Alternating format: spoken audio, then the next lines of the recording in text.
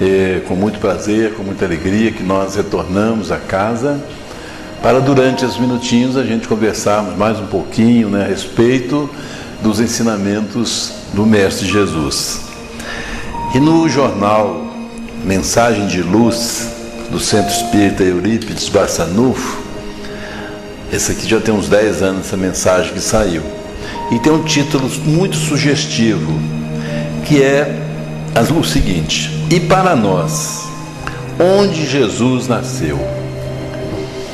Porque uma coisa, é ser cristão, ou se intitular de cristão, e outra coisa muito diferente, é Jesus nascer no coração das pessoas, você vivenciar, estes ensinamentos, você ter uma vida, pautada dentro desses princípios, principalmente, os espiritistas, que sabem da responsabilidade que pesa sobre cada um de nós, vou dizer, usar uma palavra até que não acho que não existe, quer dizer, não a palavra, mas não existe na providência divina, que somos privilegiados, porque nós realmente gozamos de um privilégio, que é de conhecer, a vida em todas as suas nuances, conhecer, os princípios, saber que não existe o milagre,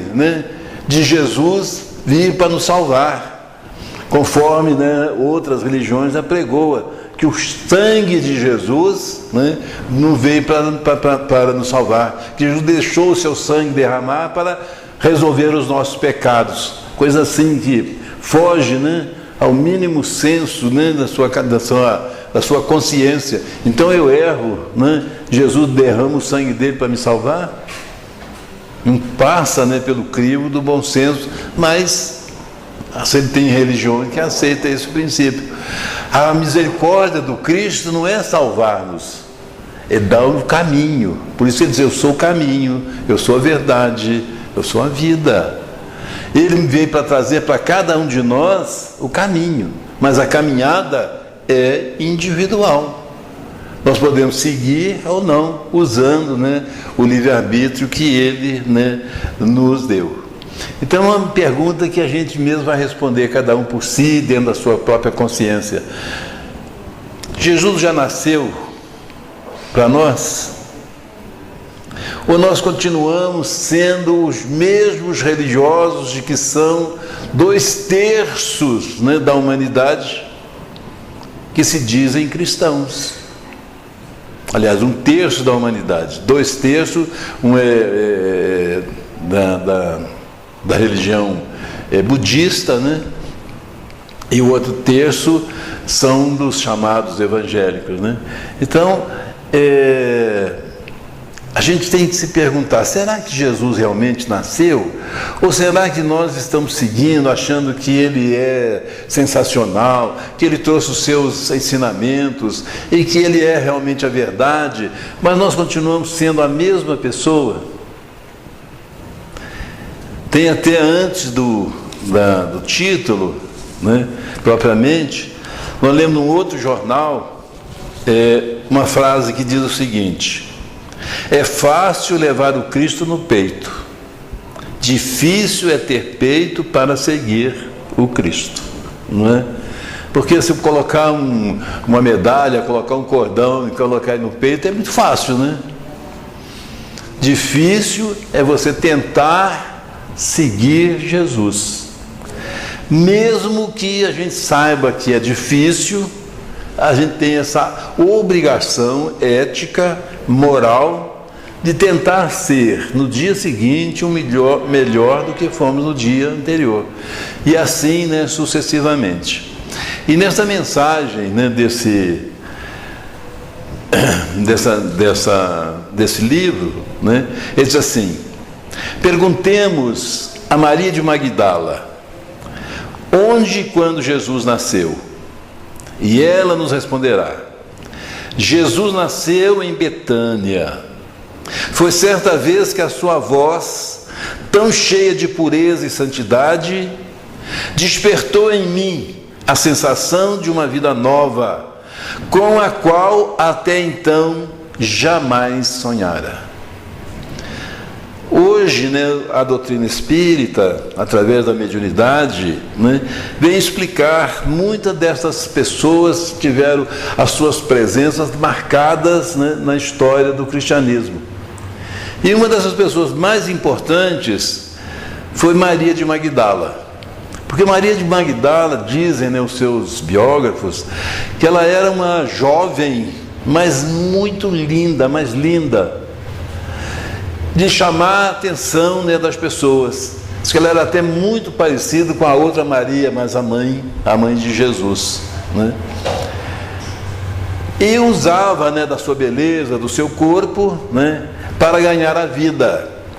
E dava-se ao luxo pela sua beleza, pelo seu corpo, ela dava-se ao luxo de escolher os seus parceiros.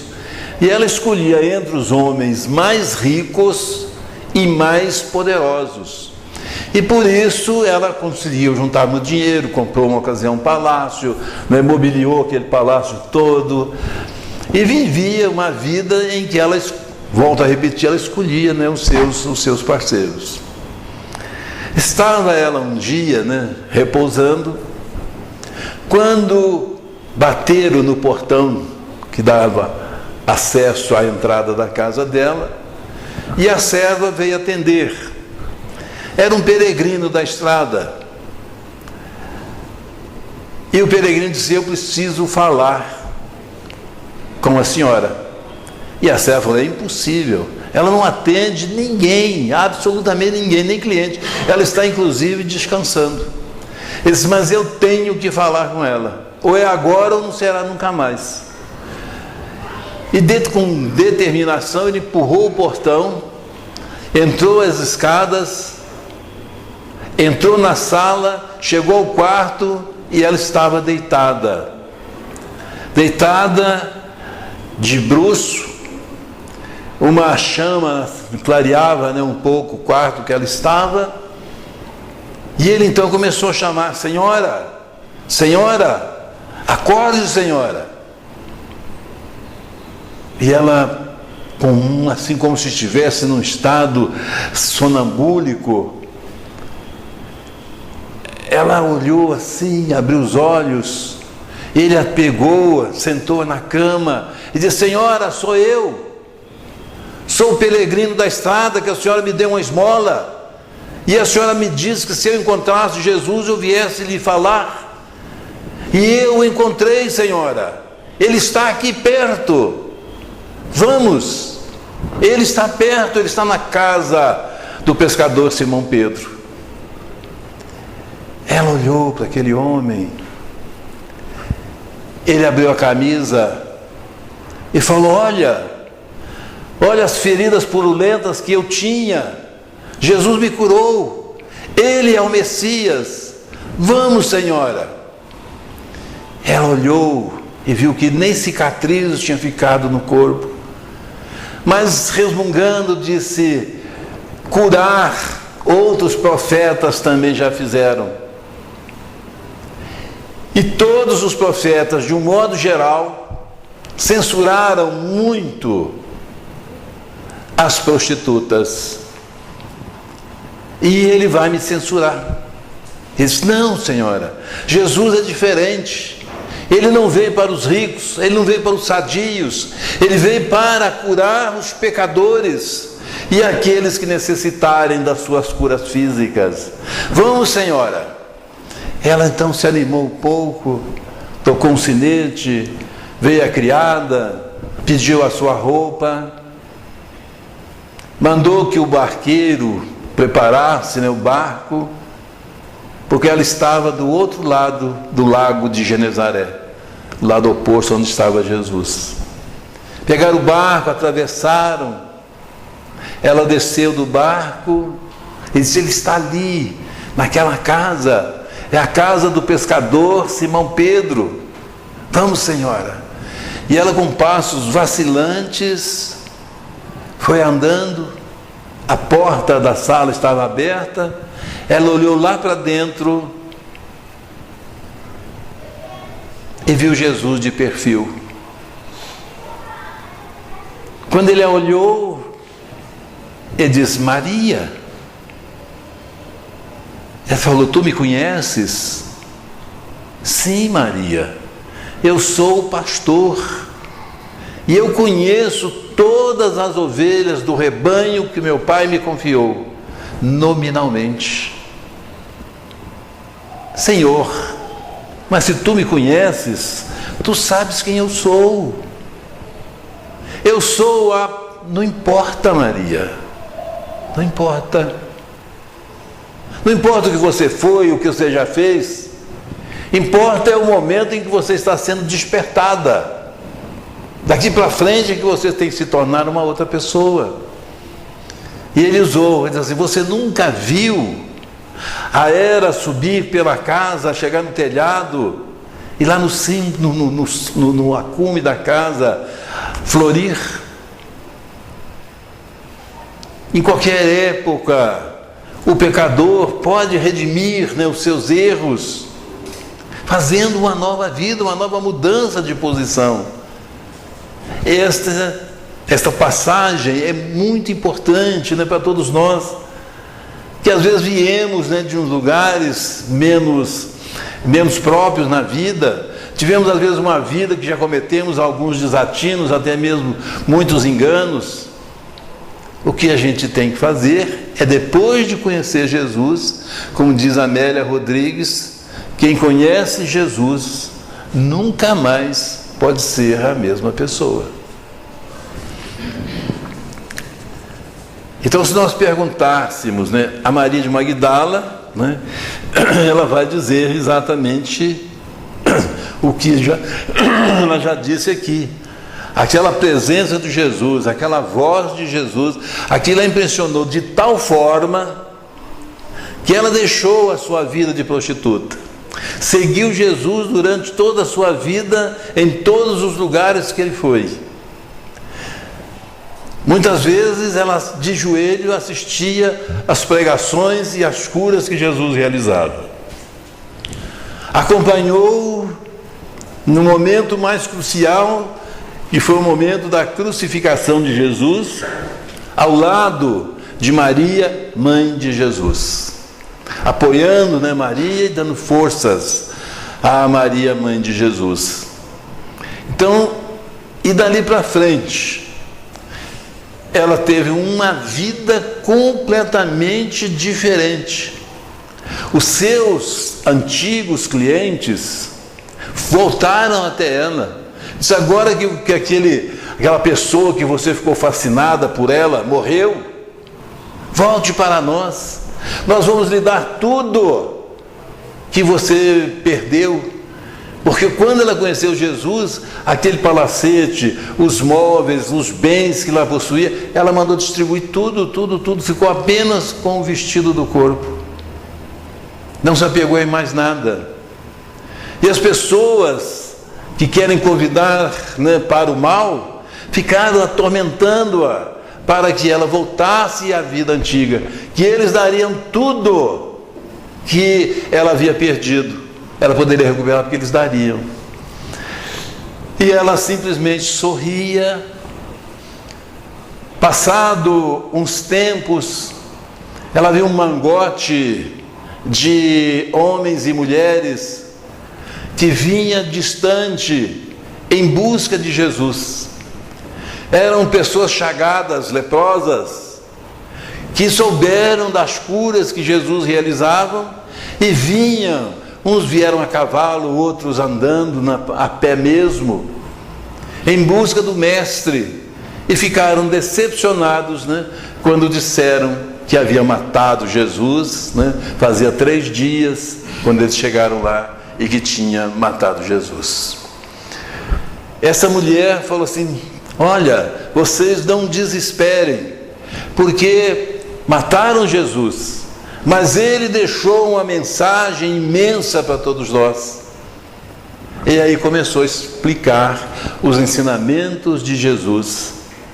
Foi talvez uma das primeiras a levar a palavra de Jesus, os seus ensinamentos, para as pessoas que vinham agora em busca de Jesus, em busca das curas, mas que o mais importante, nós sabemos, não são absolutamente as curas, né? Mas os ensinamentos que ele deixou, que constitui, né, a base de todos nós, se nós quisermos fazer uma evolução, né, espiritual. Perguntemos também a Francisco de Assis o que ele sabe do nascimento de Jesus. E ele responderá: ele nasceu no dia em que, na Praça de Assis, que fica na Itália, né, entreguei minha bolsa, minhas roupas e até meu nome para segui-lo incondicionalmente, pois sabia que somente ele é a fonte inesgotável de amor. Também ficou gravado, né, pela história esse gesto, né, de Francisco de Assis. Francisco de Assis, ele era filho de um abastado comerciante, e o pai mantinha todas as suas esperanças no sentido do seu filho, já adulto, e assumir as responsabilidades, né, do comércio que o pai exercia. Mas Francisco, ele não estava absolutamente interessado nas coisas materiais, e sim nos ensinamentos que ele ouviu, né, ouviu de Jesus.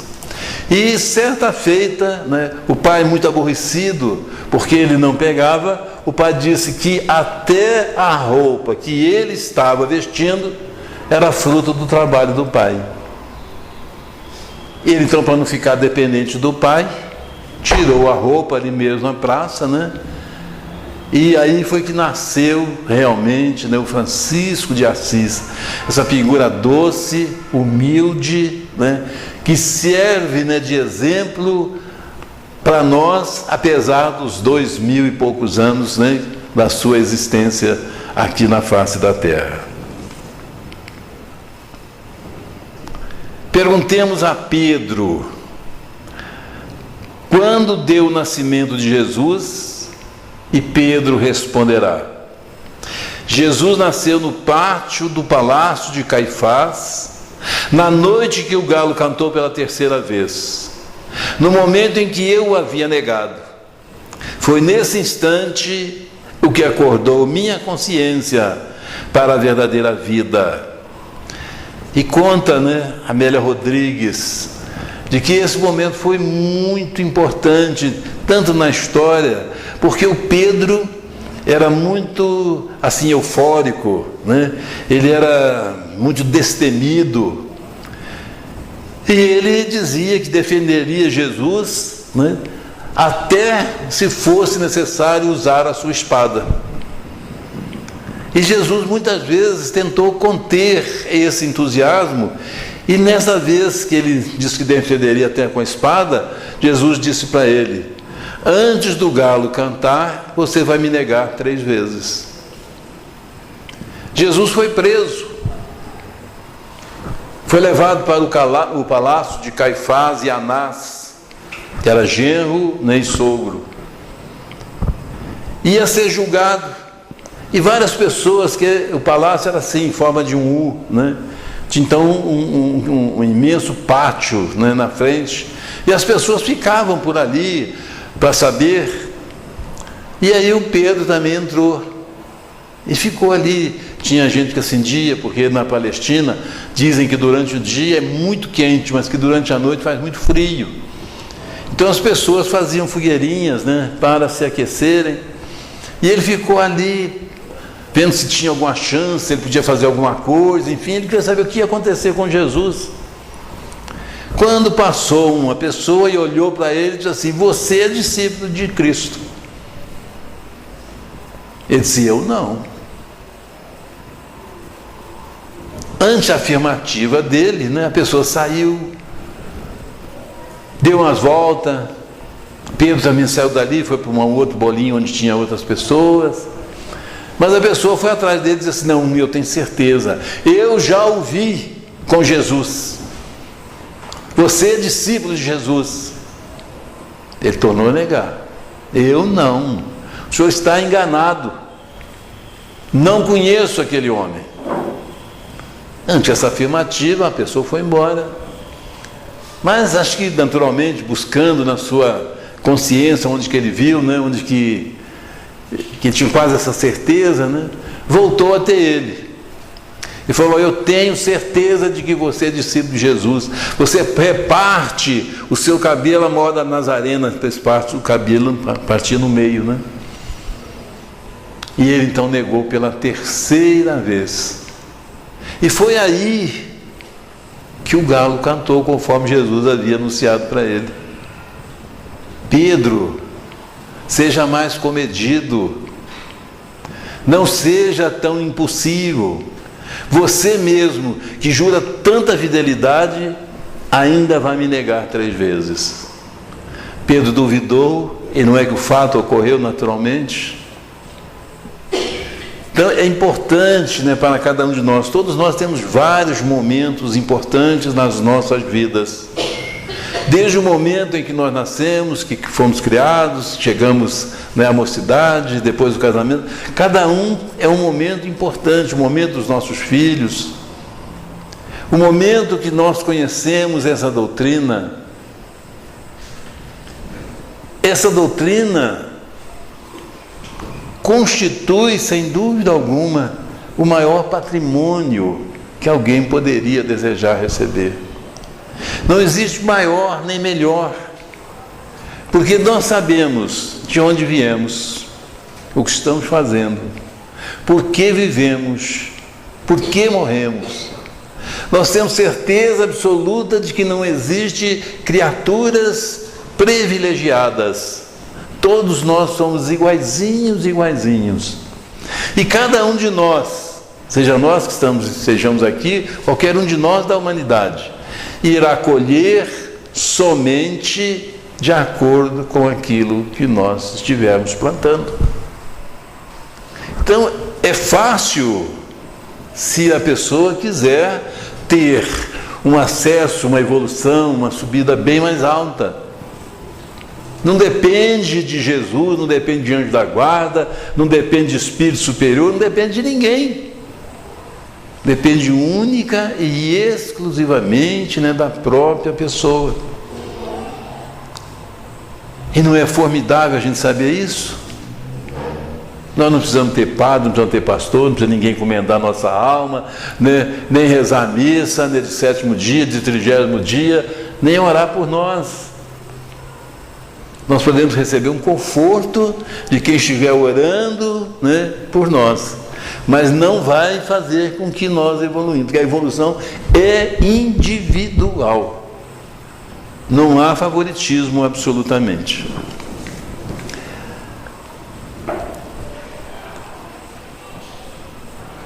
Perguntemos a Paulo de Tarso, né, que é outra figura, né, extraordinária, né, dentro do cristianismo.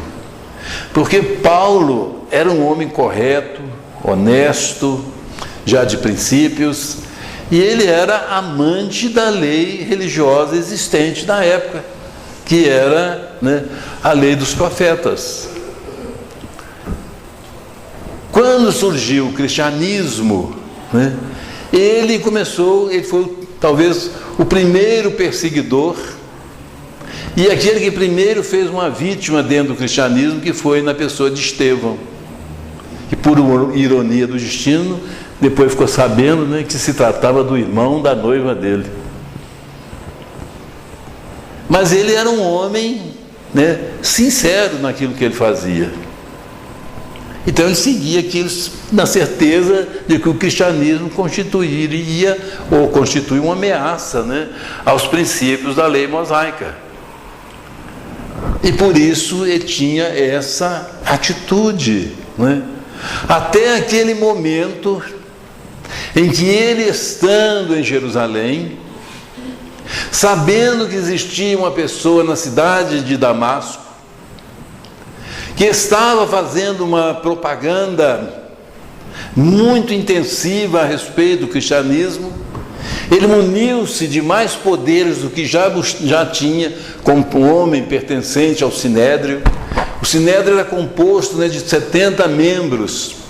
E essas pessoas é como se fossem assim, os nossos deputados ou senadores. Tinham autoridade imensa.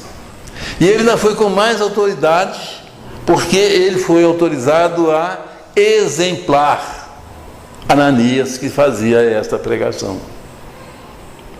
Então ele pega a montaria, cercado de outros companheiros, sai de Jerusalém, né, para ir a Damasco. Durante o caminho, né, na caminhada, ele vê uma luz imensa, uma claridade, e só ele via aquela luz. E dentro daquela claridade ele viu, né, a figura de Jesus. E só ele, né, ouviu. Quando Jesus perguntou: Saulo, Saulo, por que me persegues? Ele caiu da montaria.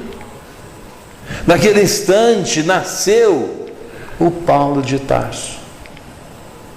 Porque ele viu que ali se tratava, né, de realmente do Messias anunciado por todos os profetas. Aquele homem tinha sido morto. Ele assistiu à crucificação de Jesus.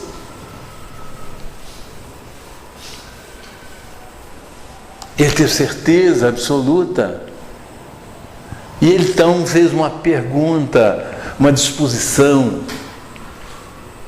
Senhor, o que queres que eu faça? Talvez essa pergunta, meus amigos, meus irmãos, a gente não se fez a Jesus, né? Senhor, o que queres que eu faça? Porque nós, os espiritistas, estamos na condição desses novos cristãos que receberam essas bênçãos. A revelação, volto a dizer, da doutrina espírita, né, é o maior acontecimento religioso da história das religiões. Porque é a doutrina que veio esclarecer, né, aos seus adeptos. Não esclarecer por uma teoria, mas esclarecer pela ciência, pela filosofia e pela religião. O espírita não é espírita porque o pai foi, porque a mãe foi, porque ele foi. Ser espírita é uma convicção individual de cada um, dados os ensinamentos lógicos e racionais. Como não poderia ser de outra forma? O que há de deturpação nas religiões foram criados pelos homens e não pelos ensinamentos de Jesus. Então é essa doutrina que nós tivemos esse momento. Cada um teve um momento por um motivo, ou foi pela doença, ou foi um amigo que falou e você veio, né? Cada um teve um momento, né, na vida.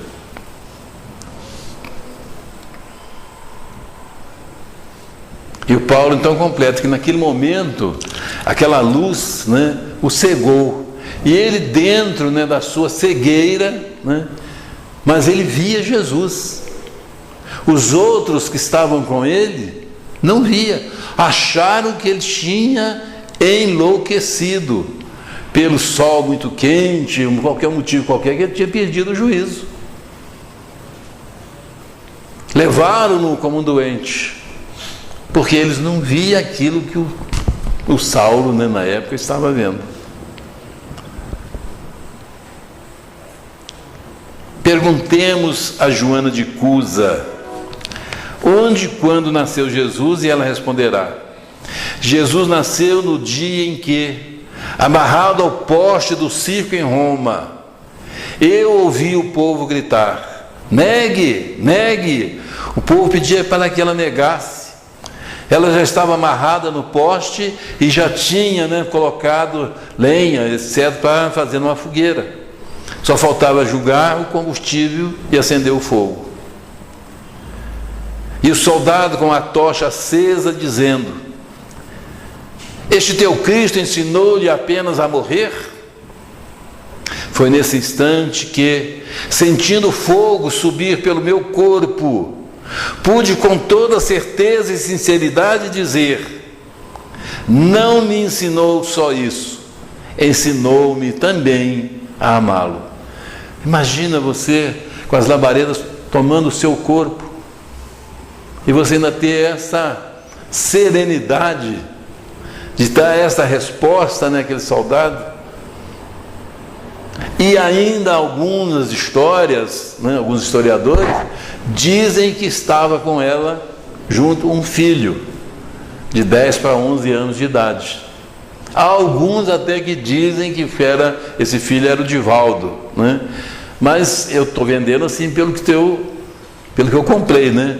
Eu nunca tive assim oportunidade de conversar com o Divaldo e perguntar a ele se realmente era ele ou não. Mas pela ligação, né, que existe entre ele, né, e Joana, né, é bem provável que seja ele mesmo, né?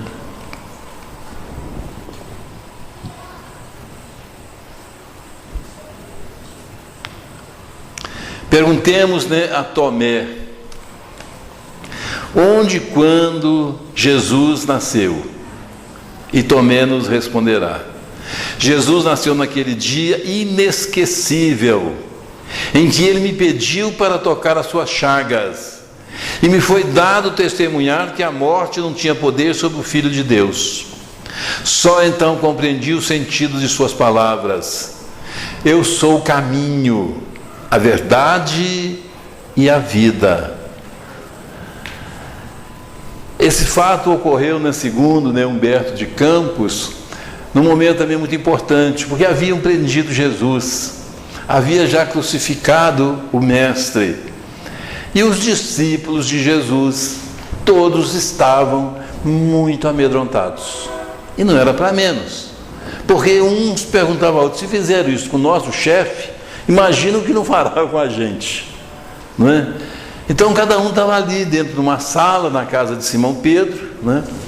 E uns dias que tinha parentes em Batanéia, que ia para lá. Maria também disse que tinha parentes nessa mesma cidade, que também iria para lá. E outros discípulos, cada um, né,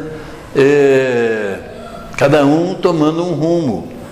Quando Jesus aparece diante deles, imagina que eles estavam com tanto medo que as portas, as janelas, estava tudo fechado.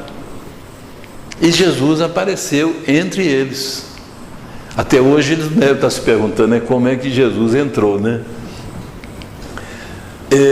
E aí Jesus faz essa pergunta, né, para Tomé, que mesmo vendo Jesus, ele não acreditava naquilo que ele estava vendo. Então Jesus abre, né, as suas mãos, mostra, né, as lancetadas e pede que ele toque, para ele ver que aquilo era real, né? Dando, né, a cada um de nós uma lição. Esse discípulo serviu para dar uma lição. Não é tudo que você vê, tudo aquilo que você palpa, né, que é o real. O que Jesus deu para ele é para ele mostrar a ele, e serviu de uma lição posterior, né, para a humanidade inteira. Se nós perguntarmos à mulher de Samaria o que ela sabe sobre o nascimento de Jesus, ela nos responderá: Jesus nasceu junto à fonte de Jacó, na tarde em que me pediu de beber e me disse: mulher, eu posso te dar a água viva que sacia toda a sede, pois vem do amor de Deus e santifica as criaturas. Mais tarde, diz ela, eu fiquei sabendo que Jesus era realmente o profeta de Deus e lhe pedi então: Senhor, dá-me desta água. É também muitíssimo importante, né, esse momento da vida na vida de Jesus, e que serviu, né, para a humanidade.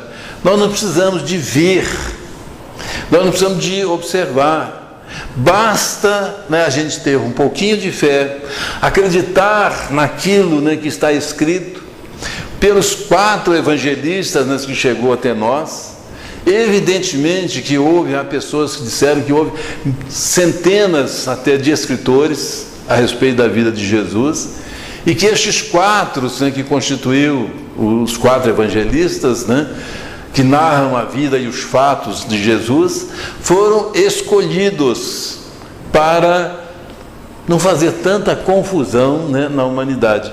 Senão nós teríamos aí 100, 200 evangelhos, porque muitos escreveram a respeito da vida de Jesus.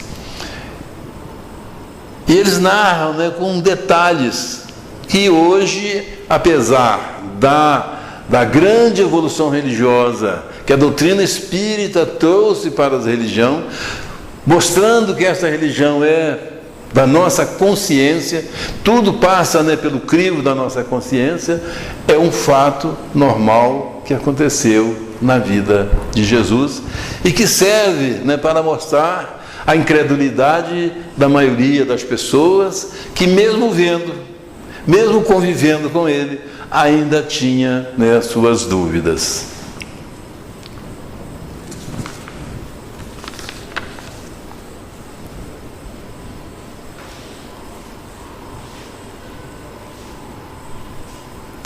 Perguntemos a João Batista, né, quando se deu o nascimento de Jesus, e ele responderá: Jesus nasceu no instante em que, chegando ao Rio Jordão, pediu-me que o batizasse, e ante a meiguice de seu olhar e a majestade de sua figura, pude ouvir a mensagem que veio do alto: este é meu filho amado, no qual pus a minha complacência. Compreendi que chegara o momento de ele crescer e eu diminuir para a glória de Deus. João Batista era primo, né, de Jesus, era filho, né, da irmã de Maria, mãe de Jesus. Tinha mais ou menos quase que a mesma idade. João Batista era um pouquinho mais velho do que Jesus, mas que criaram, né, como duas crianças, parentes, brincavam juntos, né, no tempo de criança. João Batista já era profeta, né, quando Jesus então iniciou, né, a sua missão, né. E ao iniciar, né, a sua missão, houve, né, um descrédito muito grande, porque as pessoas gostam de fazer comparações um com o outro. Então, se formou duas correntes, a corrente de João Batista e a corrente, né, adepta de Jesus. Quando, na verdade, não existe duas correntes, existe, sim, princípios, né, e princípios de harmonização entre, né, os ensinamentos. Confessadamente, né, dito por João Batista, de que ele era o Messias, que ele, né, João Batista, não tinha a altura espiritual nem mesmo para amarrar a sandália de Jesus, né? E hoje a doutrina espírita confirma, né, estes ensinamentos, mostrando, né, a cada um de nós de que Jesus, vamos dizer assim, é o ser que a nossa inteligência ainda não tem capacidade para entender o que é um ser como Jesus.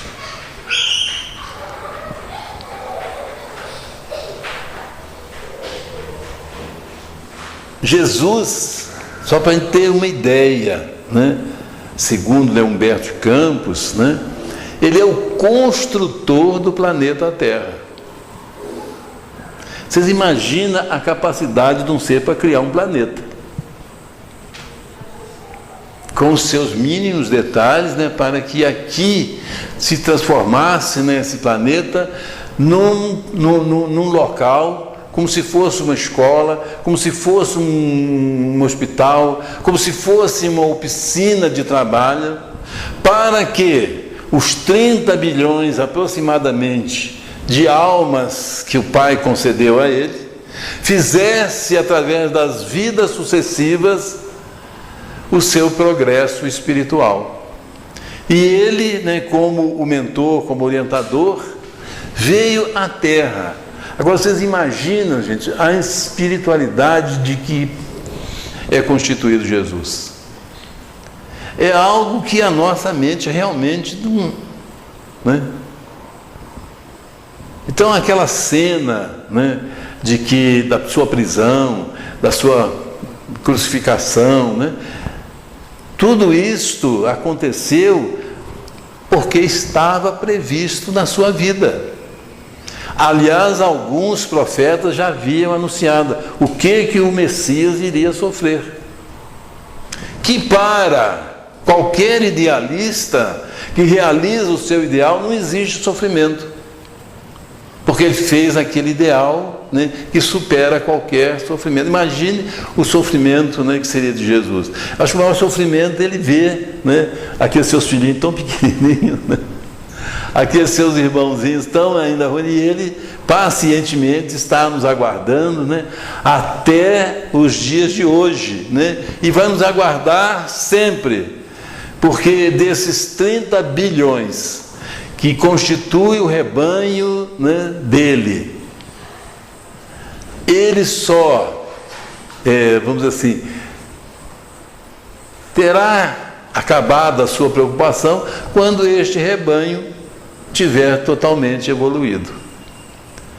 Pelo nosso atual estágio, nós vamos ver que tem milhões e milhões de anos para passar aí na nossa vida, para chegarmos, né, a um ponto de evolução tal que mais não vamos necessitar de reencarnar na Terra ou em algum outro planeta superior, né, ao planeta Terra.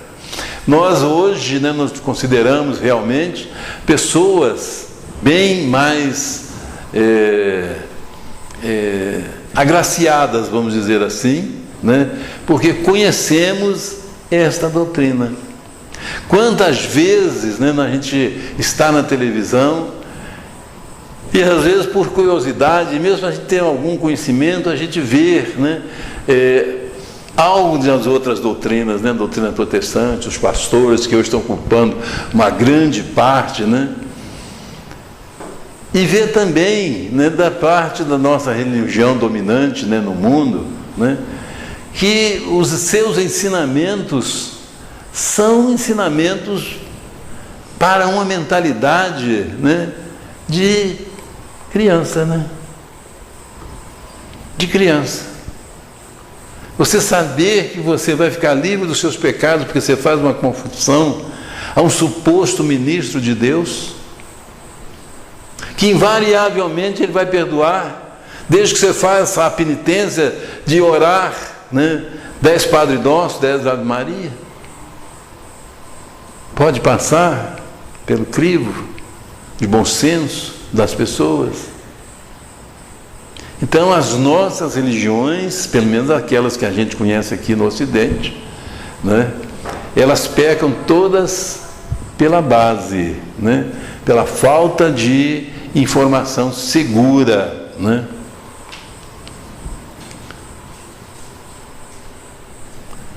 Perguntemos a Lázaro, onde e quando Jesus nasceu?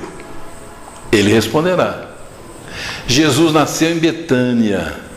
Na tarde em que visitou o meu túmulo, e disse: Lázaro, levanta. Nesse momento compreendi finalmente quem ele era, a ressurreição e a vida.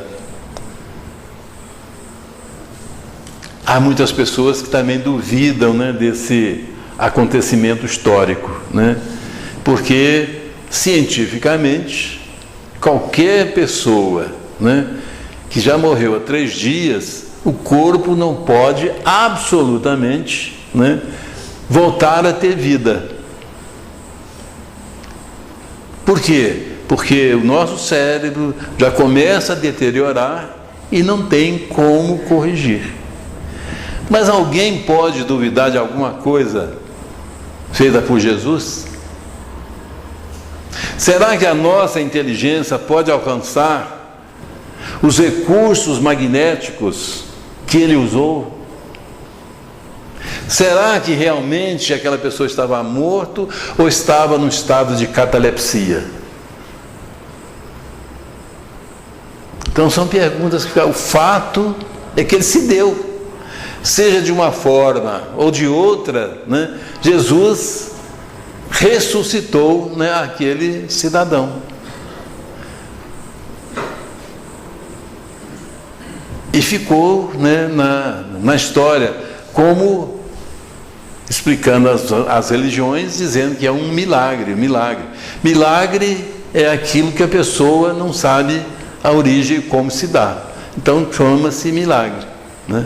Mas não existe, a doutrina espírita mostrou que não existe milagre. Existe manipulação de certos fluidos que algumas pessoas conhecem, mas que a maioria absoluta não conhece, da manipulação desses fluidos. Então tudo para Jesus era possível, não é? A própria prisão de Jesus, né, ele se deixou prender, evidentemente, porque ninguém, não tinha exército, não tem nada, que era capaz de prender Jesus, porque ele era capaz de desmaterializar o seu corpo no momento em que ele quis. Isso ele mostrou uma vez, né, quando ele prenderam-no, levaram para um penhasco, né, e pretendiam tirá-lo de lá, penhasco abaixo. Quer dizer, ele foi manietado, ele foi preso, uma porção de gente, né, segurando. Ele chegou a subir o penhasco, que a Amélia Rodrigues trata do título O Milagre Não Solicitado. Aí quando eles procuraram, cadê Jesus?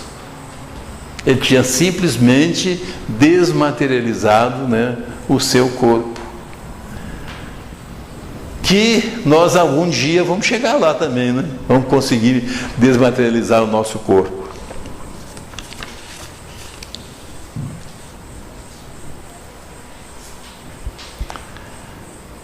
No caso de Lázaro, né, muitas pessoas têm aquela interrogação, né? Mas será possível se uma pessoa, porque conta que ele já estava morto 3 dias, né? 3 dias os órgãos já estão em decomposição. Mas se uma pessoa estiver num estado de catalepsia, ele tem os sintomas de uma pessoa que morreu, não é isso? Mas tem todos os seus órgãos vitais, né, trabalhando normalmente. Como naquele tempo também tinha pouco conhecimento da ciência, né, era provável que naquele estado algumas pessoas achassem que tinha morrido. Como já ocorreu de pessoas que não morreram no tempo passado e que foram enterradas como mortas, né? Muitas pessoas, quando abriram, né, mais tarde para sepultar outras pessoas, o corpo da pessoa estava virado, né? Imagina que morte terrível, né, que a pessoa deve ter tido nessa circunstância, né? Perguntemos ao Judas Iscariotes: quando se deu o nascimento de Jesus? Ele nos responderá: Jesus nasceu no instante em que eu assisti o seu julgamento e a sua condenação. Compreendi que Jesus estava acima de todos os tesouros terrenos. Judas é uma das figuras, né, mais malhadas, vamos dizer assim, né? Até pouco tempo a gente não malhava o Judas, né? Eu mesmo ajudei a bater bastante, né? Porque quando eu era menino, né, eles vestiam uma pessoa, né, um boneco, né, de pano, fazia de pano, vestiam uma calça, um paletó, né, amarrava num poste para a gente meter o cacete nele, né? E a molecada dava em cima, né? Batia e tal, batendo, a gente fala que no assassino de Jesus, uma outra coisa separada, né? Essas coisas que botava na cabeça, né? Infelizmente, o Judas teve, acho que, uma pausa, né? Porque hoje não tem mais isso aí. Mas ele sofreu, né, essa perseguição milenar, né, pelo fato, né, de as pessoas disserem que ele traiu Judas. Olha, se hoje não raciocinava direitinho, quem é que não conhecia Jesus? Podia não conhecer o Judas, mas Jesus, todas as pessoas onde Jesus andava, né, principalmente em Jerusalém, onde ele foi preso, todos conheciam Jesus. Quem Quem teria força para prender Jesus? Também ninguém. Porque ele poderia desmaterializar-se a hora que ele quisesse. O que foi um cumprimento, né, da lei. E o Judas Iscariotes levou esse legado, né? Recebeu esse legado por esse fato, mostrando, mas serviu para mostrar como é que os homens são volúveis, né? Quer dizer, se Judas era discípulo de Jesus, quem escolheu os discípulos? Foi o próprio Jesus, né? Ele que escolheu. Como Jesus era onisciente, onipresente, etc, etc, ele sabia que isso ia acontecer. Ele sabia. Pelos conhecimentos extraterrenos, né, que ele possuía, que nós ainda hoje não possuímos. O fato se deu porque vamos dizer que Jesus tivesse uma morte natural. Será que nós estamos falando de Jesus aqui hoje? Certamente não, né? Como foi uma morte espetacular, né? Como ele deixou, né, os seus ensinamentos, deixou tudo previsto, né? Nós hoje ainda estamos engatinhando, né, sobre os seus ensinamentos, porque as religiões se incumbiram de mistificar os seus ensinamentos, de ocultar os seus ensinamentos. São poucos aqueles, e Jesus teve uma técnica que ele usou, né, falar por parábolas. Os seus ensinos têm que ser interpretados, e as religiões terra a terra, né, eles interpretaram dentro do conhecimento que eles possuíam, que quase nenhum, a respeito da vida e da continuação da vida.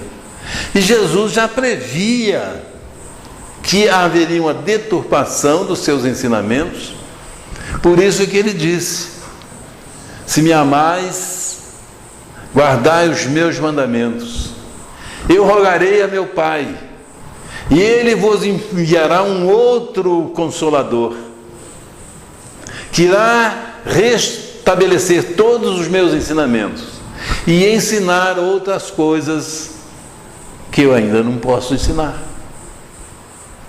E como a sua promessa, né, chegamos nós e estamos aqui nessa felicidade de conhecer, né, esses outros ensinamentos de Jesus, ampliado, né, por essa doutrina que veio explicar para todos nós minuciosamente as diferenças de sortes, as diferenças sociais, as diferenças de cor, mostrando que nós somos todos independentes e individuais, e que todos somos filhos de Deus, e teremos tantas oportunidades quanto forem necessárias para a nossa evolução espiritual. Olha que coisa maravilhosa a gente ficar sabendo que aquele homem endurecido, aquele criminoso de hoje, aquele que sente prazer em praticar o mal, que tem ainda a maldade no seu coração, através das leis sábias de Deus, das reencarnações, das provações, será um dia um santo. Não vai ficar queimando no inferno, não vai ficar na cabeça nem de capeta, nem de capetão, nem de capetinha, porque se tivesse essas figuras que as religiões trouxeram, seria falha de quem? Falha de Deus, porque ele sabia, né, que esses espíritos iam degenerar-se. Por isso é que Jesus afirmou: nenhuma das ovelhas do rebanho do meu Pai se perderá. É nenhuma. Que Deus criou cada um dos seus filhos com essa destinação, né, gloriosa. E se nós, está terminando, se nós perguntarmos ao Dr. Bezerra de Menezes, O que ele sabe sobre o nascimento de Jesus? Ele responderá. Jesus nasceu no dia em que descia as escadas da Federação Espírita Brasileira. E um homem se aproximou dizendo: vim devolver-lhe o abraço que me deste em nome de Maria, porque renovei minha fé e a confiança em Deus. Foi naquele instante que percebi a tua misericórdia, o seu imenso amor pelas criaturas. Esse homem que procurou Bezerra estava com a sua esposa muito adoentada. E depois dos esforços dos médicos, ele resolveu procurar o Dr. Bezerra. Não como médico, mas como um espírito evoluído. Queria que o doutor fosse lá dar um abraço na sua esposa. E ele falou: vou abraçá-lo, leva esse abraço para ela. É como se ela estivesse, vai tranquilo para a sua casa. E quando ele realmente chegou em casa, a esposa já estava obtendo melhoras e dali para frente melhorou até a cura. E perguntemos finalmente, a Maria de Nazaré, onde quando Jesus nasceu, ela nos responderá. Jesus nasceu em Belém, sob as estrelas, que eram focos de luzes guiando os pastores e suas ovelhas ao berço de palha. Foi quando segurei meus braços pela primeira vez e senti-se cumprir a promessa de um novo tempo através daquele menino que Deus enviara ao mundo para ensinar aos homens a lei maior do amor. Agora pensemos um pouquinho. E para nós, quando Jesus nasceu, pensemos mais um pouquinho. E se descobrirmos que ele não nasceu, então procuremos urgentemente fazer com que ele nasça um dia desses, porque quando isso acontecer, teremos finalmente entendido o Natal verdadeiro, encontrando a luz. Que Jesus nasça em nossos corações e que seja sempre, todos os dias, um Natal, quer dizer, um nascimento em nossas vidas, para que nunca nos falte a esperança e a alegria, a alegria cristã. Então Jesus constitui, para todos nós, principalmente, para a família espírita, esse ser extraordinário, de uma dimensão indimensional, que trabalha como se fosse aquele pastor, que está aí a buscar as ovelhas desgarradas, tentando levá-las para o aprisco, tentando levá-las para o bem. E nós que conhecemos essa doutrina, podemos nos considerarmos como pessoas de um certo privilégio, porque conhecemos na fonte esses ensinos, sem deturpação, sem uma doutrina sem pastor, sem profissionalismo, uma doutrina como ele a trouxe há 2000 anos atrás. Essa doutrina pura, que nós temos a obrigação de passar para as futuras gerações a pureza com que recebemos essa doutrina. E dentro da nossa vida, tentarmos praticar. Não é que sejamos ou queiramos ser puritanos, mas temos o dever, a obrigação de, pelo muito que sabemos, fazermos essa correção diariamente em nossas vidas, seja através da nossa palavra, dos nossos gestos, da nossa maneira, às vezes, do nosso gênio, às vezes meio irracível, Porque nesses momentos mais difíceis, lembremos-nos de que somos espíritas. É uma responsabilidade muito grande. Eu sou espírita. Muito obrigado. Que todos tenham um ano de muita felicidade, muita realização no campo doutrinário, e que possamos estudar sempre e cada vez mais essa doutrina, porque isso vai nos ajudar a ter peito, para levar Jesus no peito. Muito obrigado a todos.